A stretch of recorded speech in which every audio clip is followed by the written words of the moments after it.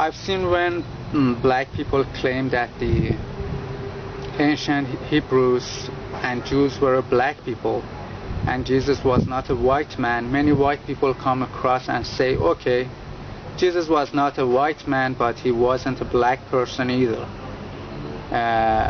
because he was from the Middle East, and therefore, according to them, he must have looked like Arabs. But this is a fallacy. Just because the modern population of a region looks like X doesn't mean that the ancient inhabitants of that region looked also like X.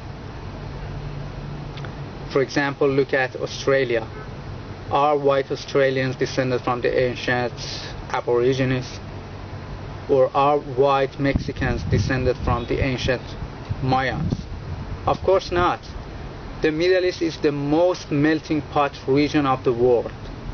There are black, white, brown, Indian-looking and Mongoloid-looking people in this region, all of whom claim to be native and indigenous to this region. And for example, in Arabs, there are black, white, and mixed, the so-called brown Arabs, all of whom claim to be the real Arabs. But which of them is the real Arab? The black one, the white one, or the brown one? The same goes for Iran. There are many different ethnic groups in Iran. There are Mongoloid-looking Turkmens, there are Indian-looking Baluch, there are native blacks, there are white-looking Turks, there are mixed-looking Kurds and Lurs. Which of them is the true Iranian?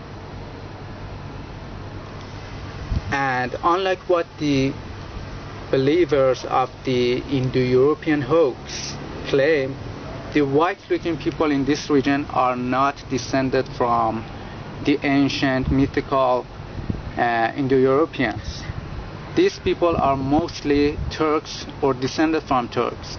For example, here in Iran, up to 40% of people are Turks, and I don't know how many of them are descended from Turks, meaning are related to Turks. And the most white-looking people of Iran are mostly Turks, but there are also Russian, Georgian, and Armenian people too living in this region. And we all know that Turks are not an indigenous people to this region. They came from southern Russia and the Central Asia in recent centuries, and they cannot be an indigenous people to this region. The ancient inhabitants of the ancient peoples of the Middle East were all different types of black people, different groups of black people. Assyrians were a black people, Persians were a black people, Elamites were a black people, and Arabs, yes, were a black people.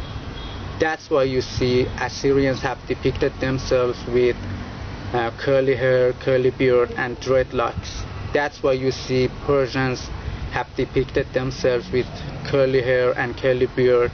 And even there are many wall paintings found in Susa in which Persians have depicted themselves with black skin, have painted themselves with black skin.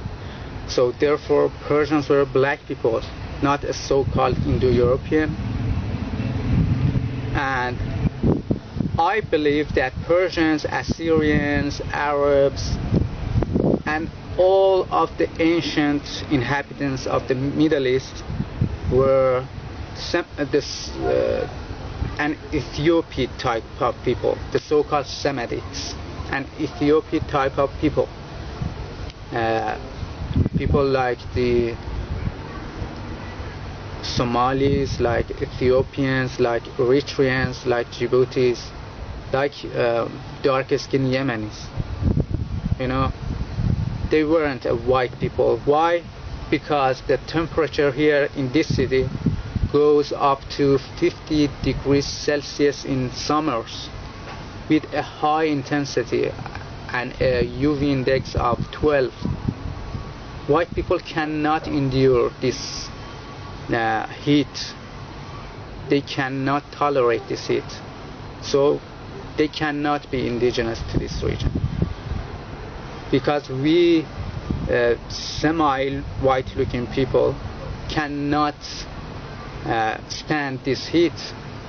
We cannot go outside too much in summers. But how can white people be indigenous to this region? And I don't say this because I'm racist.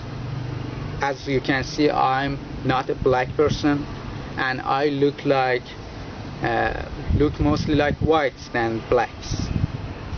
I just want to tell the truth that